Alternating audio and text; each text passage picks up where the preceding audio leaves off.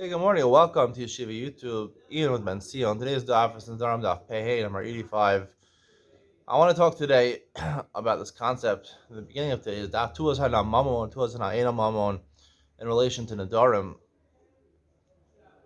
The Mishnah states, the previous Mishnah, that if I say I'm answering all my produce on Kohanim, all the Kohanim, so the Kohanim come and they take Truma by themselves because I can't answer it. The money Truma belongs to the Shevet Kohen, all the Kohanim. If I were to say a certain Kohen can't benefit from my Truma, so another Kohen could take it. I can have the right to answer on one Kohen, the other Kohen, at least there's an availability for Kohen to take it. But if no Kohen could take it, so the Mishnah says Yitul Bal Korachom, they can take by themselves. So the Gemara has a problem with the next line in the Mishnah, where sounds like that if I ask on one Kohen, he can't take it. Why can't he take it? Obviously, the reason that he can't take it is Betuas Anad's Mamon. Right? I don't own my Trumas and my, but I do have the right to choose which Kohen or which Levi to give it to. And that's worth perhaps Mamon. The Gemara's discussion, Tuas and Mamon or not Mamon. Tuas and basically is the benefit of being able to choose which Kohen to give it to is worth something, right? Because if I have my friend Cohen A and Cohen B, and I say, hey, Cohen A, I'm giving you my Trumas. Trumas worth a lot of money. Could be worth a lot of money if I have big produce. Cohen A is going to be my friend. Cohen B is not going to be my friend. He's going to be my enemy. So it matters a big time who you're giving. That's called Tuvas Hana. So the Gemara discusses in the beginning of the Gemara, Tuvas Hana Mama or Aina Mama. The Gemara wants to say it's Machlokas, Rebbe, and Rosh Yehuda. The Gemara's Maskana, everyone agrees Tuvas Hana is not Mama. Now, Tuvas Hana does not, right? You can't make an auction, right? And say, okay, highest bidder will get my Truma and take money to give it to a certain Kohen. I don't believe you're allowed to do that. The discussion is the favor that I curry, right, with the Kohen A I give it to, and Kohen B I don't give it to. So now Kohen A is happy with me, and he's going to invite me to his house. He's going to give me the royal treatment. He's going to give me free massages, free bottles of champagne, you know. So that's worth something, right? So the Gemara discusses whether that's worth money or not worth money. The Gemara says at the end of the day, it's not worth money, meaning we can't translate that into money. The reason being because it's hard to figure out how much money is really worth, right? And also the reason is because he doesn't have to do something. Technically, there is a concept of quid pro quo. I do a favor for you, you do a favor for me. But technically, there are people that are selfish. You do a favor for them. A lot of people, you do a favor for them. They don't give you anything back, right? People expect favors sometimes, and they don't repay them. That's very prominent. There's a very that happens a lot. It happens, to a lot of people. So it's not necessarily a given that he's going to give something back to you, and it's hard to gauge also how much it's worth. So for those two reasons, Tuvas Hana is not Mamo, and the Gemara concludes it's not worth money because it's hard to gauge. And even if you could gauge how much it's worth, it's not guaranteed the person's going to give it back.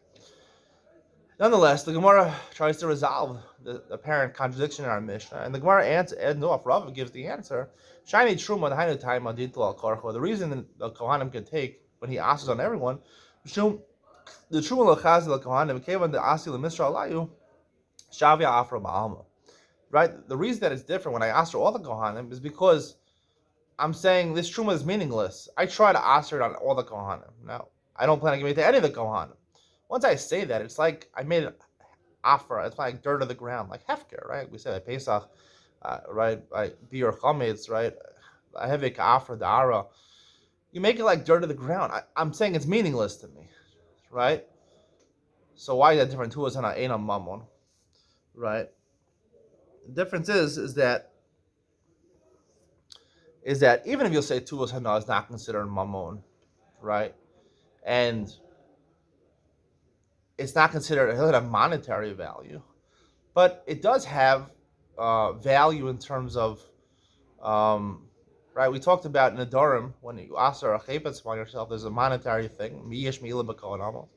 That I financially benefit from somebody if I say I'm not going to get enough from Plony, from another person, and also I can't get any type of benefit, even right. Something which makes me feel good, a physical benefit, right? Not just a monetary benefit, physical benefit from there.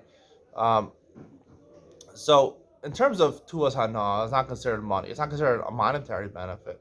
But like we paskin, right? Vitor Asar Mudar Hana. We talked about earlier on the Lamed Aleph, right? Vitor, the gratuity that I get to go through someone's yard, right? Can't charge for that. You're not gonna charge money. He's a nice guy. Let's me go.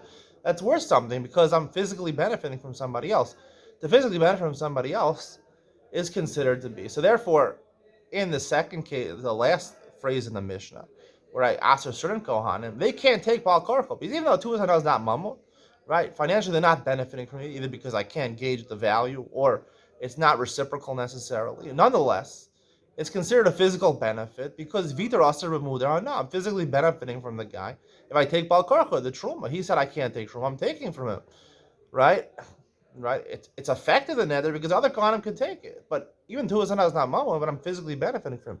However, when I say all the Kohanim, and really I try to ask all the Kohanim, then it doesn't take effect because the Kohanim, but because I try to ask all the Kohanim, I'm showing that I'm mafkir, right? I'm giving up. So when the person goes ahead and and takes my truma, right? That's not considered. In that case, for sure, right?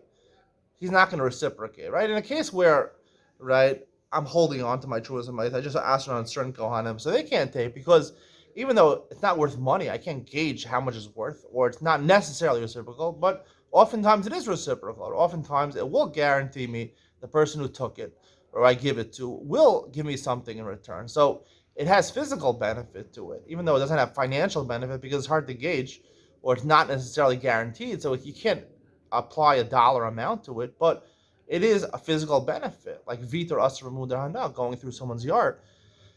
However, when I make something hefker, right, when I mafkir something and I walk away and someone else takes it, there's definitely no currying favor over there, right? The guy's not going to feel that he has to reciprocate it anyway. And, right, he's not going to probably give me back anything. So there's no value to it. And he's not going to reciprocate with a favor. So therefore, in that case, there's no benefit at all. It's less than two wasana in a mamon. It's after the alma. It's hefker. That's the Gemara saying. Hefker. This is a hefker. So therefore, there's definitely no reciprocal benefit over here. There's no benefit at all. No vitor over here, and therefore, it's completely mutter in that case for all the kohanim to come take a bal korcho. Hope you enjoyed today's share. See you in the next one.